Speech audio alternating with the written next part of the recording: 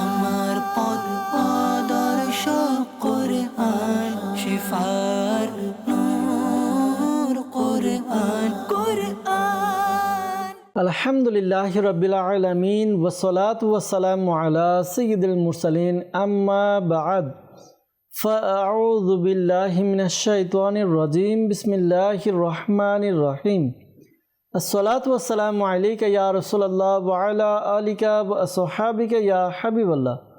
আসসালাতু ওয়াসসালামু আলাইকা ইয়া নবিয়াল্লাহ ওয়া আলা আলিকা ওয়া আসহাবিকা ইয়া নূরাল্লাহ। প্রিয় ইসলামী ভাইরা এবং মাদানী চ্যানেলের দর্শকবৃন্দ, আলহামদুলিল্লাহ আরও একবার আপনাদের নিকট উপস্থিত হয়েছি মাদানী চ্যানেল বাংলার ধারাবাহিক অনুষ্ঠান, যার নাম হচ্ছে কুরআনী সূরার ফজিলত, এই অনুষ্ঠান নিয়ে। দর্শকবৃন্দ, যারা আমাদেরকে এই মুহূর্তে যেখান থেকে দেখছেন বা শুনছেন, আপনাদেরকে জানাই আন্তরিক শুভেচ্ছা এবং অভিনন্দন। আলহামদুলিল্লাহ এই অনুষ্ঠান কুরআনী সূরার ফজিলত, এই অনুষ্ঠানের মধ্যে আমরা চেষ্টা করি কুরআনে পাকের বিভিন্ন সূরা সম্পর্কে আপনাদেরকে জানানোর জন্য। কুরআনে পাকের বিভিন্ন সূরা, বিভিন্ন তথ্য উপাত্ত আপনাদের নিকট তুলে ধরার চেষ্টা করি। ধারাবাহিকভাবে আমরা চেষ্টা করছি সূরা ফাতিহা থেকে আমরা আপনাদের নিকট বিভিন্ন সূরার তথ্য উপাত্ত তুলে ধরার জন্য। এর আগের পর্বে আমরা দুইটি সূরা নিয়ে আলোচনা করেছি, সূরা তালাক এবং সূরা তাহরিম। আজকে এরই সুবাদে ধারাবাহিকভাবে আমরা সূরা নিয়ে আলোচনা করব। আজকে আমরা শুধুমাত্র একটি সূরা নিয়ে আলোচনা করব। এই সূরার বিভিন্ন ফজিলত রয়েছে, অত্যন্ত চমৎকার চমৎকার ফজিলত রয়েছে। ফজিলতগুলো শুনবো। এই কোরআনে পাকের এই সূরার আরও যে অন্যান্য তথ্যপত্র রয়েছে তাও আমরা জানবো ইনশাআল্লাহ তাআলা। সূরার নাম কি তাও জানবো। আসুন অনুষ্ঠানের শুরুতে আমরা আমাদের প্রিয় নবী রাসূল আরবি সরকারে দো আলম সাল্লাল্লাহু আলাইহি ওয়াসাল্লামের উপর দুরূদে পাকে পাঠ করা ফজিলত আমরা শ্রবণ করি।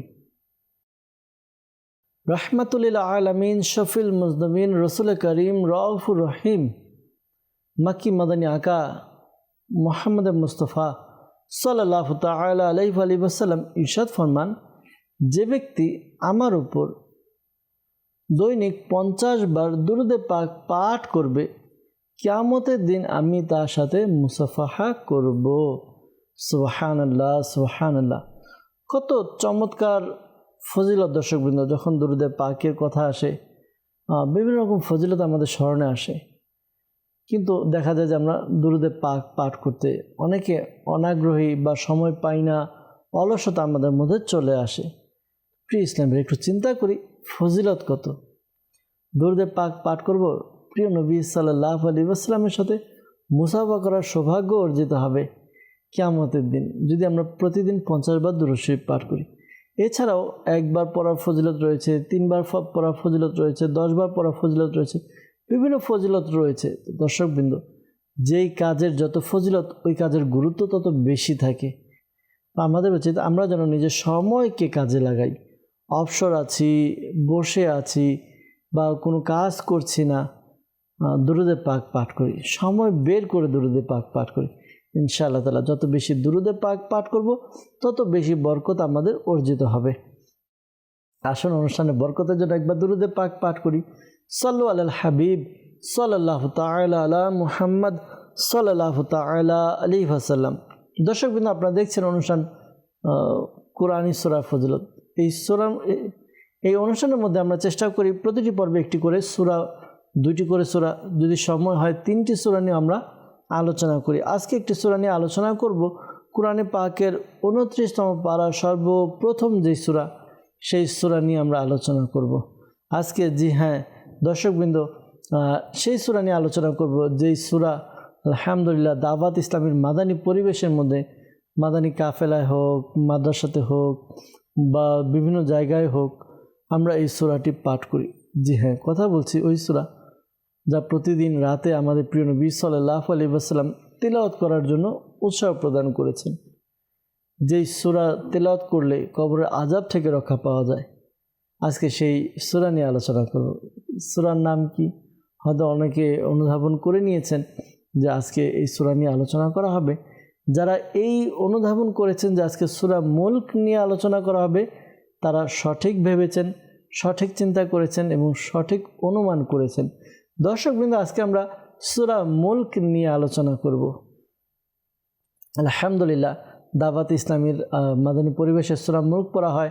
এমনকি শাইখে তরিকত আমির আহলে সুন্নাত দামাত বারাকাতুহুল আলিয়া আমাদেরকে যে নেক আমল রিসালা রয়েছে, এই রিসালার মধ্যে প্রতিদিন রাতে সূরা মুলক পড়া অথবা শ্রবণ করার উৎসাহ প্রদান করেছেন। তো আসুন আজকে এই সূরা সম্পর্কে শ্রবণ করব। প্রথমত আমরা জানব সূরা মুলক কোথায় অবতীর্ণ হয়েছে, অর্থাৎ অবতীর্ণের দিক দিয়ে এটি কোন কোন প্রকারের মধ্যে পড়েছে এবং এই সূরার মধ্যে কয়টি রুকু, কয়টি আয়াত রয়েছে, এই সূরার ফজিলত কি, এই সূরার আরও কিছু নাম রয়েছে, এই নামগুলোও শুনব এবং এই সূরার নামকরণের কারণ কি তাও শুনব এবং এই সূরার মধ্যে কোন কোন বিষয়ের আলোচনা করা হয়েছে তা আজকে ইনশাআল্লাহ তাআলা আমরা জানবো ইনশাআল্লাহ আজ্জা ওয়া জাল। আসুন দর্শকবৃন্দ, আমরা প্রথমে শুনব যে এই সূরা কোথায় অবতীর্ণ হয়েছে। দর্শকবৃন্দ, যদি অবতীর্ণের দিক দিয়ে আমরা চিন্তা করি বা দেখি, তাহলে তাফসিরে খাজিনা আমাদেরকে এই বিষয়টি বলে যে সূরা মুলক এটি হচ্ছে মক্কায় অবতীর্ণ হয়েছে, অর্থাৎ মাক্কি সূরা। 2টি রুকু এবং 30টি আয়াত রয়েছে এই সূরার মধ্যে। আর এই সূরার কিছু নাম, কতিপয় নাম রয়েছে এবং এই সূরার নাম মুলক কেন রাখা হলো বা অন্যান্য নাম কেন রাখা হয়েছে, আসুন এক একটি নাম শুনবো, পাশাপাশি এর কারণ আমরা বুঝতে পারবো ইনশাআল্লাহ আজ্জা ওয়া জাল। বর্ণিত হয়েছে এই সূরার কয়েকটি নাম রয়েছে, যেমন এই সূরার প্রথম আয়াতের মধ্যে মুলক অর্থ সালতানাত, রাজত্ব এবং বাদশাহীর আলোচনা করা হয়েছে। আর এর সাথে সম্পর্ক রেখে এই সূরার নামকরণ করা হয়েছে সূরা মুলক।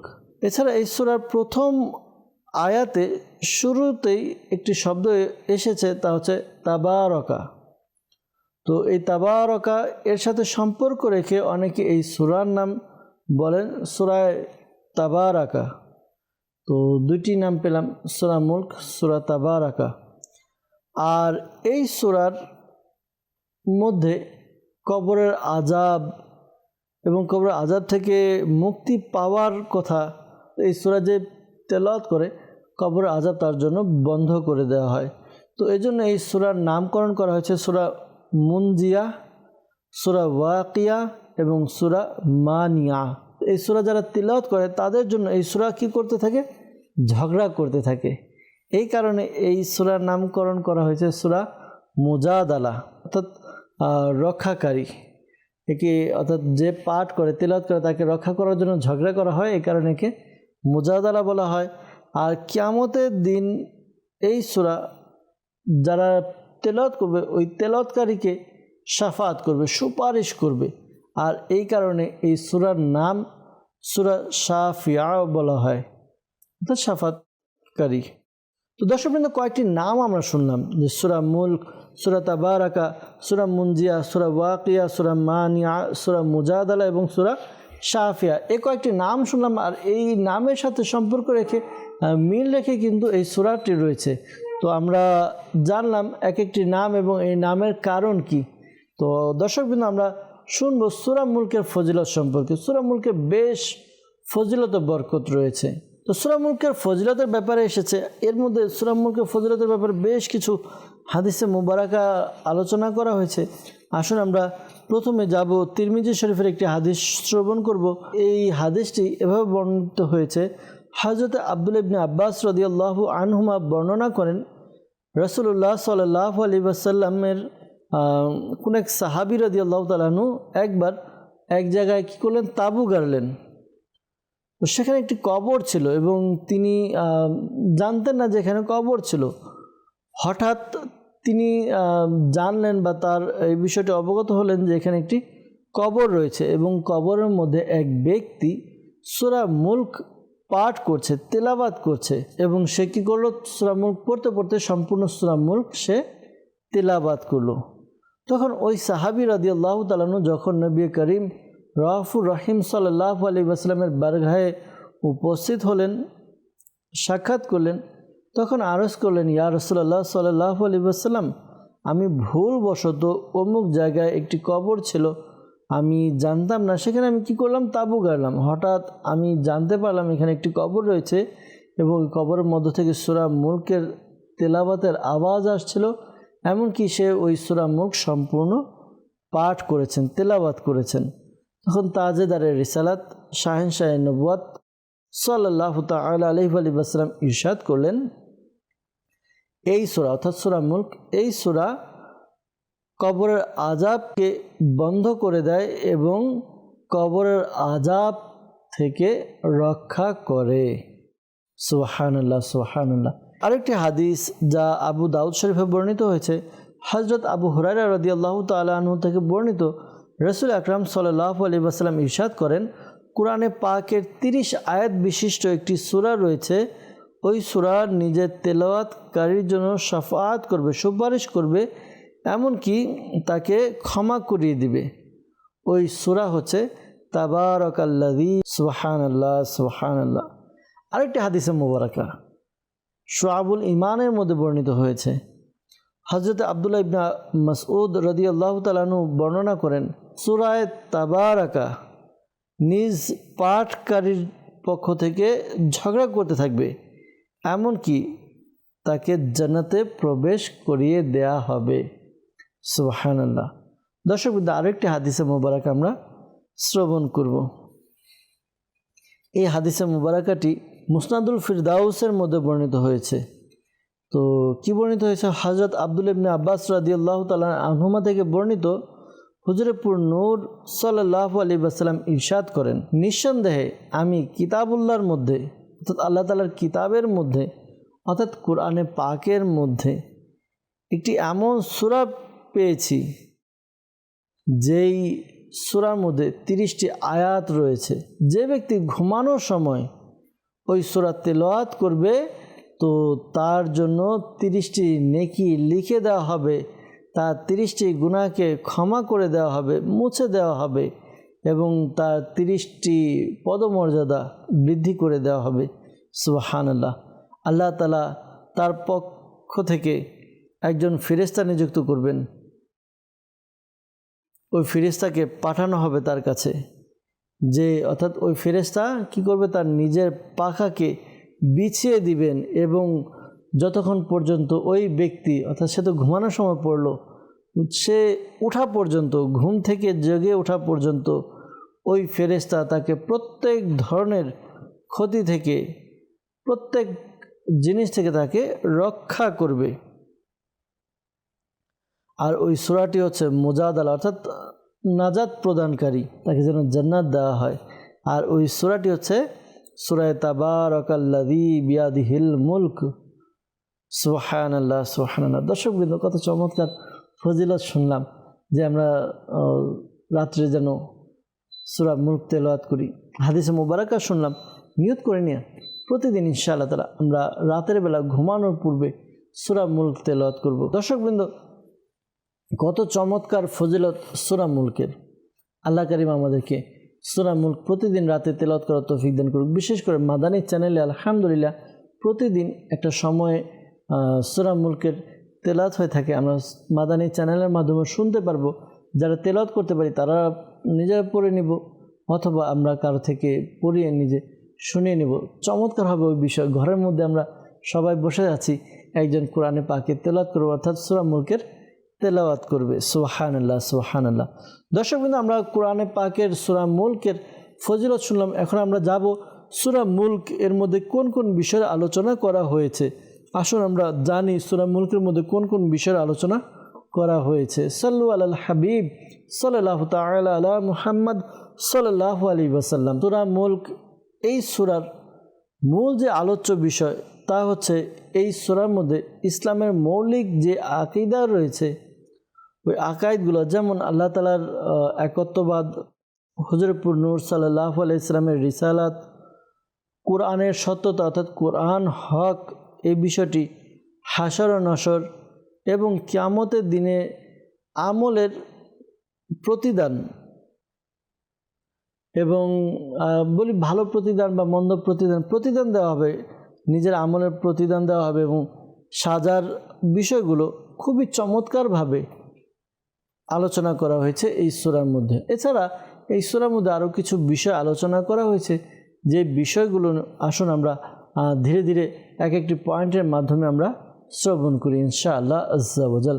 দর্শকবৃন্দ, এই সূরার শুরুর দিকে আল্লাহ তাআলার মহত্ব, আল্লাহ তাআলার যে রাজত্ব এবং আল্লাহ তাআলার কুদরত এই সকল বিষয়ে বর্ণনা করা হয়েছে। আর এই বিষয়টি বলা হয়েছে যে আল্লাহ তাআলা জীবন এবং মৃত্যু সৃষ্টি করেছেন, আর সৃষ্টি করার উদ্দেশ্য হচ্ছে যে বান্দার আমল কেমন এটা যাচাই করা। তো এই সূরার শুরুতে এই বিষয়টি আলোচনা করা হয়েছে। আল্লাযী খলাকাল মাউতা ওয়াল হায়াতা লিয়াবলুয়াকুম আইয়ুকুম আহসানু আমালা। সুবহানাল্লাহ। এরপর এই সূরার মধ্যে এই বিষয়টি আলোচনা করা হয়েছে যে আল্লাহ তাআলার কুদরতের যেই নিদর্শন, এই নিদর্শনগুলো বর্ণনা করা হয়েছে এবং আল্লাহ তাআলা এই বিষয়টিও বর্ণনা করেছেন অন্য কোনো তুলনা ছাড়া, কোনো উদাহরণ ছাড়া। আর এই মনে করেন কোনো স্তম্ভ ছাড়া আল্লাহ তাআলা একের উপর এক, একের পরে এক করতে করতে 7 আসমান কি করেছেন, বানিয়েছেন এবং এর মধ্যে কোনো ত্রুটি নেই। এমনকি আমরা জানি এক আসমান থেকে দ্বিতীয় আসমানের মধ্যে কোনো খুঁটিও নেই। তো এটা আল্লাহ তাআলা এক সৃষ্টি। তো এই যে আল্লাহ তাআলার একটা কুদরত, এই কুদরত, এই বিষয়টি এখানে বর্ণনা করা হয়েছে।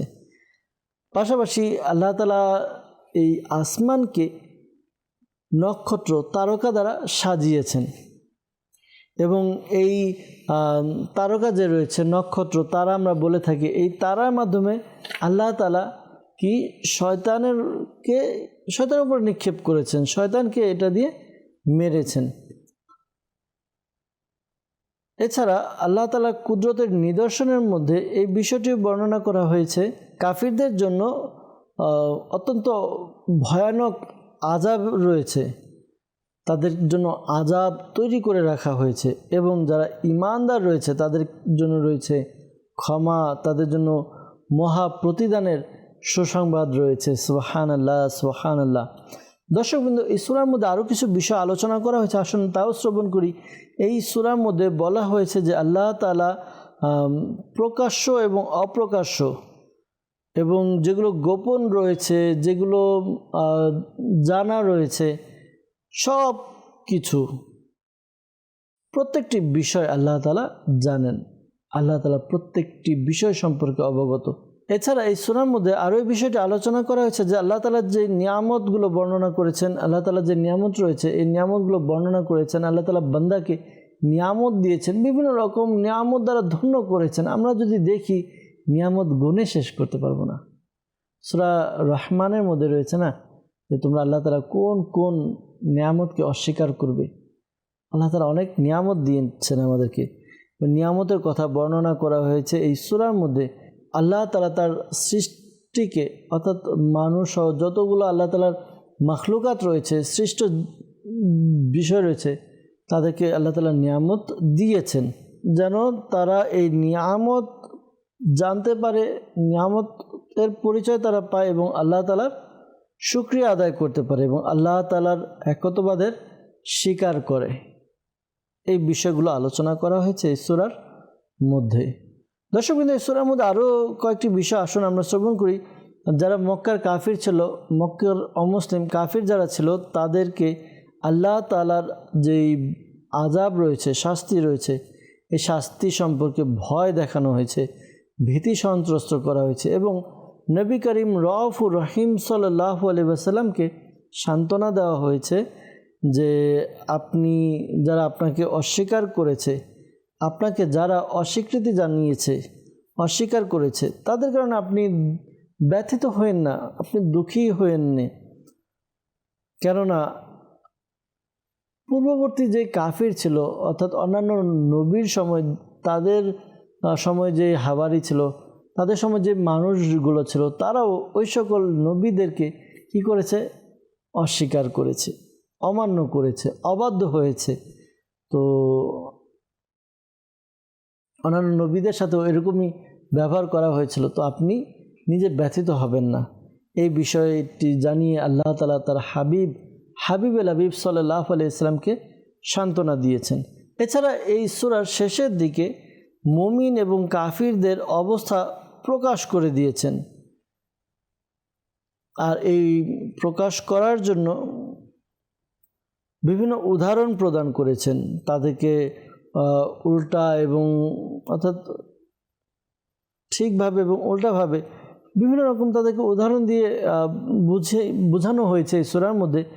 এবং হুজুরে পুর নূর সাল্লাল্লাহু আলাইহি ওয়াসাল্লামকে অস্বীকার করেছে, তাদেরকে আল্লাহ তাআলা আযাবের ব্যাপারে ভীত করেছে যে তারা যেন এই ব্যবহার থেকে তারা যেন ফিরে আসে, অর্থাৎ আল্লাহ রসুল আল্লাহ তাআলা পাঠিয়েছেন তারা যেন মেনে নেয়। আল্লাহ তাআলা আমাদেরকে বোঝার তৌফিক দান করুক। দর্শকবৃন্দ, এই যে কিছু বিষয় ছিল, এই বিষয়গুলো সূরা মুলকের মধ্যে আলোচনা করা হয়েছে। যে বিষয়গুলো দেখা যায় এখনও কিছু লোক এমন রয়েছে যারা নবী করিম সাল্লাল্লাহু আলাইহি ওয়াসাল্লামের শান মান রিসালাত বা প্রিয় নবী সাল্লাল্লাহু আলাইহি ওয়াসাল্লামের নাম শুনলে অনেকের অনেক রকম কথা চলে আসে। এগুলা কাদের কথা? পূর্ববর্তী নবী যারা ছিল তাদের উম্মতের মধ্যে থেকে যারা অস্বীকার করেছে ওই নবীদেরকে, এমন অবস্থা।